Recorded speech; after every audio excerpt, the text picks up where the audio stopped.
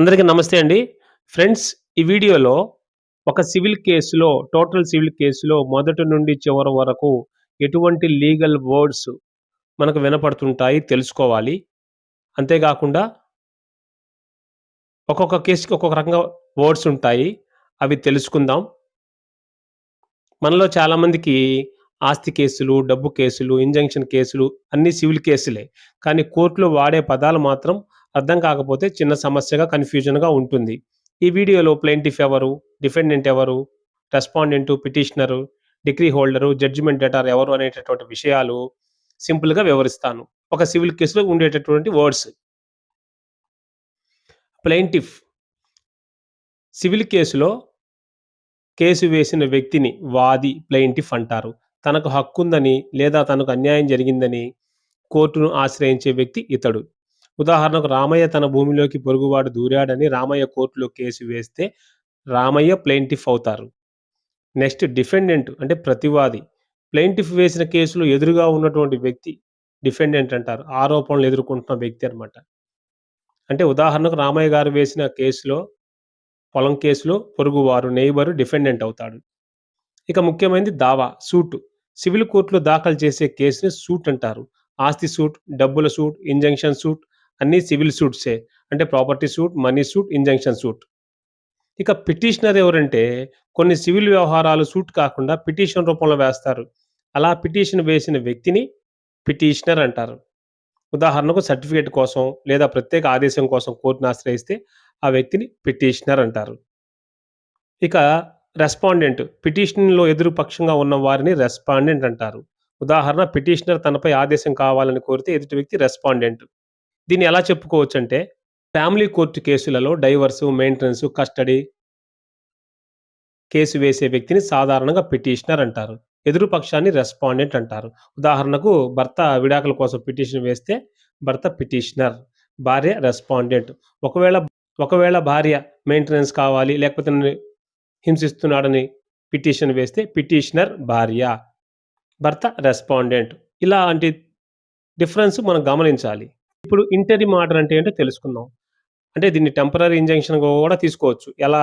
Case పూర్తయ్యేలోపు court వాళ్ళు ఇచ్చేటటువంటి తాత్కాలిక ఆదేశాన్ని ఇంటరిమ్ ఆర్డర్ అంటారు. ముఖ్యంగా ఏంటంటే ల్యాండ్ ఇష్యూస్‌లో స్టే లేదా టెంపరరీ ఇంజంక్షన్ ఇస్తారు.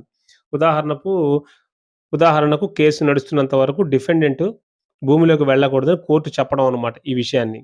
తర్వాత మరొక ముఖ్యమైనది రిటర్న్ స్టేట్‌మెంట్. డిఫెండెంట్‌కి సమన్స్ వచ్చిన తర్వాత కోర్టుకిచ్చే రాతపూర్వక సమాధానాన్ని రిటర్న్ స్టేట్‌మెంట్ అంటారు. అంటే ఇందులో అతని వాదనలుంటాయి.